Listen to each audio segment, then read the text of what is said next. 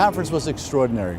It was extraordinary, first of all, in and of itself, because it was a unique gathering of academics from around the world, of people directly involved in relief agencies working in refugee camps and among refugees, and non-governmental organizations, to share best practices in education, to identify current and future needs.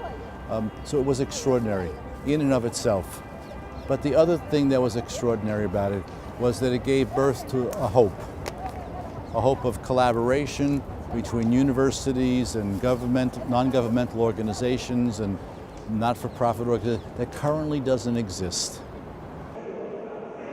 What was amazing, as I said also in my presentation this morning, and to see that most of our recommendations are already best practices and undertaken by different Catholic universities around the world.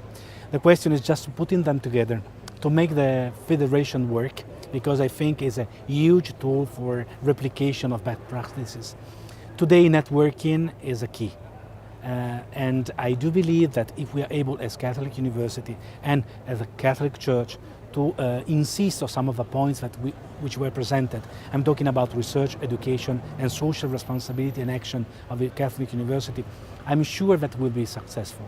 To be university is not simply to be locked inside. It's not to be locked inside an ivory tower.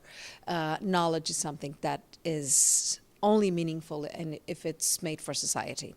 And not simply the integration, but to make refugees and migrants feel that they are not the difference in the community, but that they are the singularity, which is part of the colorful dimension of the community. Not to be the difference that is marginalized, but to be the difference that is welcomed. On a practical level, what higher education does is it gives the people receiving that education opportunities for further study, and in addition, it opens up employment opportunities, and being able to earn a basic income and to advocate for people and communities is going to be absolutely critical in the early 21st century. It was extremely useful because I found that we were able to talk and work on real issues instead of theoretical issues, and the real problem that's faced by refugees all over the world today, which is their education and their value of their education is not being recognized globally or certified.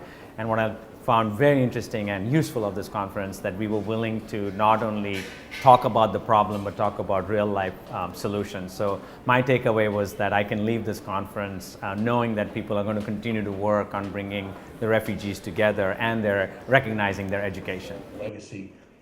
Out of that conference has come a network of continuing cooperation of universities, non-governmental organizations and not-for-profit organizations who will collaborate in refugee education going forward.